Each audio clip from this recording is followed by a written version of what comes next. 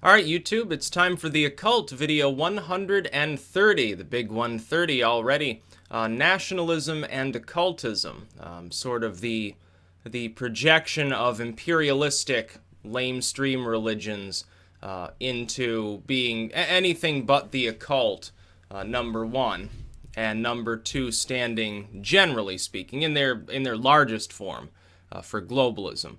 As opposed to occultism, it tends to be very tribal. In some cases, not always. It can be globalized in the sense of making use of different paths, but it doesn't go into the political minutiae that stem from that in an ideological sense. So the first thing I'll say, globalism writ large is mostly pushed by mainstream Abrahamic religious forces. This is why you see states with the Christian majorities, Islamic majorities, and of course Israel are at the forefront of wanting, essentially at the government level anyway, not necessarily the level of the population, a globalized world. We see thus, in spirit, you have these four different major poles, and they completely agree with one another. You've got these sort of Protestant groups in the US and UK. You've got Catholicism, which is, of course, represented by the Pope. You've got Sunni Islam, which is the largest group within Islam, fronted by the Saudi Arabian royal family, who control Mecca. And then you've got Judaism, which, of course, is controlled by people, certain rabbinical leaders, not only here, especially in Long Island, but also in Israel. And these four poles, while they all in theory should consider one another hellbound, evil individuals. Sunnis would see the Jews and Christians as people of the book but fallen and need to convert. Catholics would consider Protestants to be heretics, Muslims and Jews to be barbarians. Jews would consider Christians to be blasphemous offshoots of their own school, and Islam to be sort of an enemy. In a cultural sense, for 1,000 years. Protestants would consider Catholics to be idolaters, Muslims to be heretics, Jews to be potentially saved individuals that nonetheless have been left behind, and Jewish converts to be invariably heretical. That is, people who are not from that same original primordial ethnic stock through a pure bloodline. They would be part of Zion. Everybody else, they wouldn't actually be Jews, according to a proper literalistic Protestant interpretation. So these groups, these mainstream religious forces, which have largely divorced themselves from mysticism, and there are mystic offshoots, all agree in spirit that we need globalism. You said the Pope talks about this all the time. Protestant religious leaders, in partnership with especially the GOP here, have talked about this for a long time. Oh, yeah, we need to fight all these other upstarts in the world, the Russians, the Chinese, whatever. We need to run the world, and it needs to be globalized. We need world trade, we need world movement, we need free movement of people across all borders, and so forth. Sunni Islam couldn't be more globalistic than it already is. As far as the Saudis and their allies and their foreign policy goes, they want globalism. They want to be able to sell the oil to build their mosques. They want to be able to export their variants of Islam that are more or less state co-opted, in the Saudi sense anyway, as well as some of these other micro-states around them that are very rich, tax havens and oil havens essentially, that feed right into essentially a Saudi-centric economy, along with all of their vassals. Trade, certainly, through the Suez and Bosphorus, through Egypt and Turkey, would be aligned with that same core. And they're also Sunni majority nations, as opposed to Iran and so forth. Then there are the mystic offshoots of these same groups. So for Sunni Islam, which is the mainstream largest Islamic force, and its subgroups, because there are some, there's Wahhabi and so forth. Then there are the Alawite, who consider themselves Muslims, but they have pagan and mystic influence. You have Shia Islam, which is a mainstream religious force in the world, but it doesn't support globalism. It seems it supports literal nationalism in the Iranian sense. They literally are Persian nationalists. You have mystic Christians. I've never heard any specific mystic Christian movement, one that was not like the Unitarians, but an actual religious occult force within Christendom.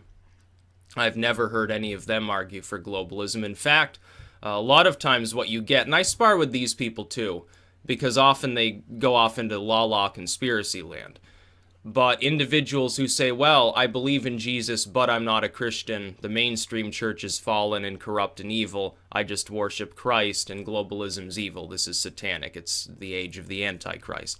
Now, I may not agree with that specific interpretation, but at the same time, it shows.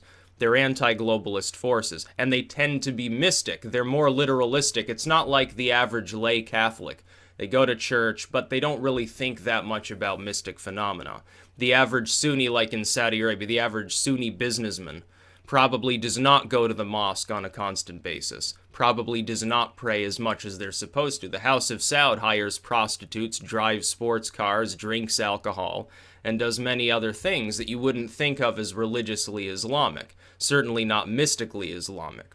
You would look at Judaism. For every mystic Jewish individual who won't cut his fucking beard and practices Kabbalah and so forth, you've got somebody like Netanyahu who enjoys his expensive imported cigars and vodka and caviar and wants to live sort of like an East European land baron or a Russian oligarch or something like that, which makes sense given his actual blood lineage is Russian and Polish. It has nothing to do with the Middle East whatsoever. And so this is the state of the world today, but on the other side, and this is why occultism is strictly nationalistic. Not nationalistic in the sense of, oh, we're going to hoist high the swastika and burn all the Jews or anything like that, but nationalistic in the sense of wanting sovereignty. These groups, in many cases stemming off of tribalism, have been suppressed over and over by the more imperialistic religions, which have become a globalist amalgamation. What we've got is, in the past, some force, some nation, some group of nations, some faction within a nation became imperialistic and wanted to expand.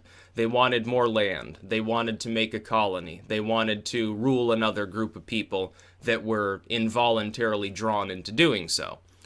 In the modern sense, though, post the two world wars, globalism takes hold. Now, globalism is still imperialism, but it's a different form of imperialism. Instead of a one ring to rule them all situation in which one single individual, one single small group, one single religious force attempts to rule all, like the Christians of the Dark Ages, our version of Christianity is correct, we will kill these other Christians and take their land, we will go on a crusade against the Islamists, we will take back Jerusalem. Or the Muslims of the age that said, we will burn out these forsaken Christians, we will invade Europe, pretty soon everybody will be Islamic. The mainstream forces realized it was a hell of a lot easier, since they're all corrupt anyway, since they're really in it for wealth, they're really in it for prestige, and to continue their religious movements. They realized, why aren't we working together? It's a massive world, we'll almost function like states. It'll be sort of a religious council. It's the same way that states within a globalist framework operate. There's no actual significant competitive system within globalism. It doesn't exist. Corporations do the same thing. They've been doing this since the Gilded Age. What did they do? Price fixing. All the corporate leaders within any specific sort of corporate system, the rail barons, the coal barons, the steel barons, they'd get together and they'd say, okay, well, we're just going to carve the country up, essentially. Instead of competing, which would lower the price of goods and increase wages, this is why I've spoken of this before in an economic sense. Instead of competing, they would price fix. They would form trusts and monopolies. So there was no competition. They could drive the prices higher. They could lower wages. They didn't care about safety regulations or anything like that, or the work day and whether their workers were able to get enough sleep to properly operate a train or a steam shovel or anything like that. They say, fuck it. There's so much wealth here. Why are we bothering to compete within the same area? We'll just split it up like we're a bunch of mobsters. And I'm telling you, that's what mainstream religion is trying to do today. When the Pope comes out, Marxist as he is, and talks about how great these other religious forces are, when not half a century ago, the Pope would have come out and said, yes, we can tolerate your existence, but ultimately you're going to hell. And a couple centuries before that, the Pope would have come out and said, I will have you burned for heresy. I will kill you. I'm going to fucking throw you in the ocean with shackles on and you're going to drown. And haha, the world will be a better place for it, you fucking sinner. When that happens, It's because there's a sort of non-aggression pact, an understanding between these multicultural, globalist religious forces. Sunni Islam, run by the House of Saud. Why do you think they're so good of friends with all these supposedly religious Christians within the GOP? Supposedly, all they do all day is praise fucking Jesus Christ, and yet they're hanging out with people who a couple centuries ago they would have considered savages. Why do you think they're doing that? It's because of oil. It's because of money. And because it keeps the world, their world order going. The same world order that makes some Protestant groups rich, and makes Catholics rich, and makes Muslims rich, and makes Jews rich. These are the people collectively who have a sort of non-aggression system. Now, the public diversion is different. What they'll do in public is they'll pretend to hate one another, or have at least moral qualms about one another's life choices. They'll criticize one another frequently, but behind closed doors, it's not that way. It's the same monopolistic, globalistic system we have in D.C., on a smaller scale. DC's small fry compared to the world situation. It's just a small part of it. In the chambers of the legislature, of course, these Democrats and Republicans that put on a big show about hating one another when they're being voted for, they then go and have drinks and lunch and often screw each other in the process, or do rails of coke with one another in the bathrooms or so forth.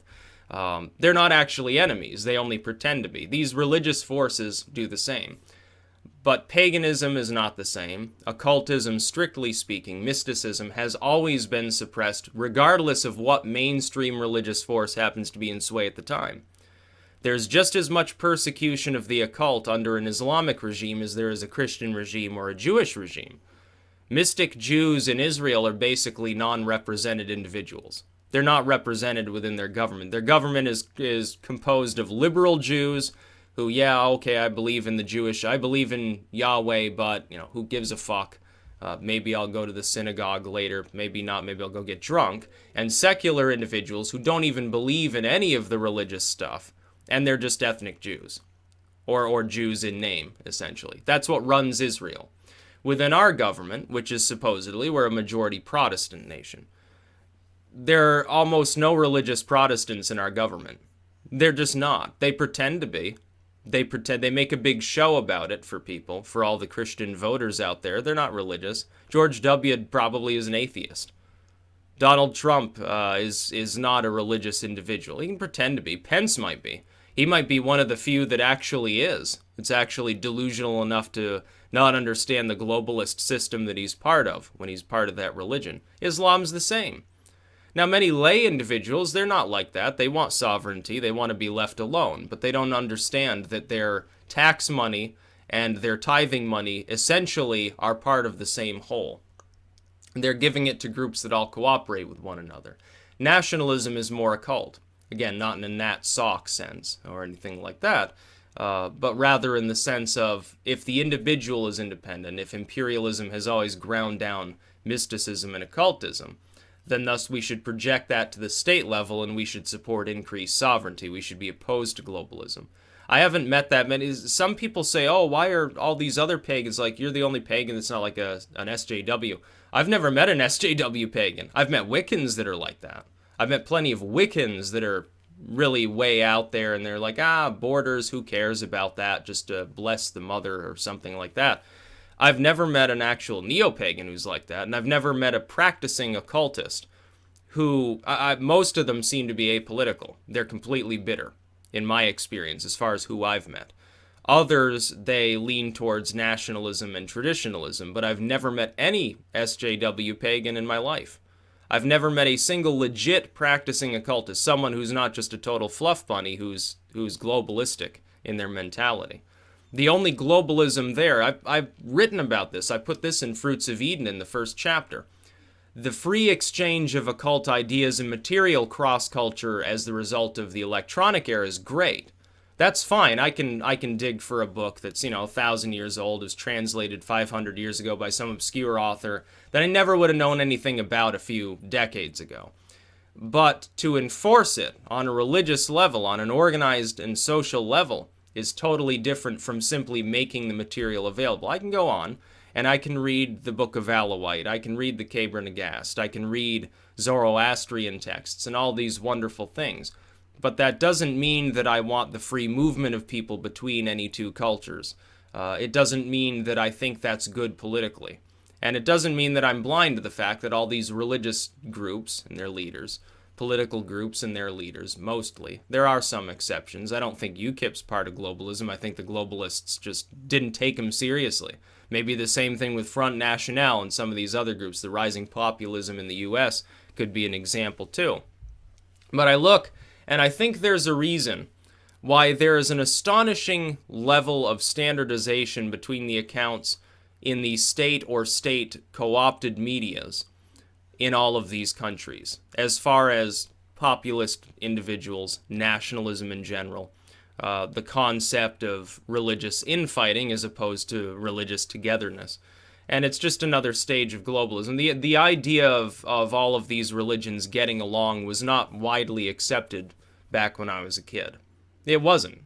Christians would say, yeah, well, of course Christianity is the way to heaven. It's just the way that it is. And their leaders didn't dare to suggest to them, oh yeah, in Judaism, that's fine, Islam's fine, all these other, yeah, who cares, live and let live. People were still living in an older mentality. And while I have my misgivings about the concept of a group of people saying, oh, you go to hell, we all go to hell, and stuff like that, in a way it's actually better. That suggesting spiritual slavery that I don't even believe exists could be construed as superior to suggesting very physical, tangible slavery on this earth from cradle to grave as the result of globalism, which seems to be the only other logical counterpart to what they're arguing for. The Enlightenment, it is not. The concept of enlightened tolerance, it is not. It's just a form of slavery. So this is sort of a political video, but it regards the occult, it regards the mystic. Spiritual systems should not be at the whim of some political movement that simply calls itself an organized religion, holds hands with the others, and siphons money out of state and individual alike. That's not occultism. And when people look at these individuals and say, oh, they're Luciferians, they're the Antichrist or something, you're missing the point. These people are not even particularly spiritual. They're doing this for tangible motives. They're doing it for money and to carve the world apart, to perpetuate their religious movements. The only way you would consider them the Antichrist or something is if you're a very religious Christian. That's not the way to go about combating these movements. I'll make more suggestions later because there are far easier and more effective ways to do so. But I would agree with even a total religious zealot Christian in the basics on this token, that these groups don't actually represent what you would consider a genuine, authentic religious Christianity. The Pope's not a Christian. He's not. The things that he says are so far outside of any interpretation of the doctrine that he holds to whatsoever that I can't consider him anything other than a political figure at this point. He's not a religious figure anymore. The last Pope wasn't really either, though. I mean, he was kind of a political figure, too. It's been a long-standing tradition, but it's gotten more virulent. The social media era has made them more political and less spiritual over time. You're getting more spiritual material from the unofficial sort of Pope Francis Facebook page than you are from him himself at this point. When he weighs in on things, it's almost always a political or social issue. Have you noticed that? The Saudi authorities, sort of their higher level clerics, they do the same thing.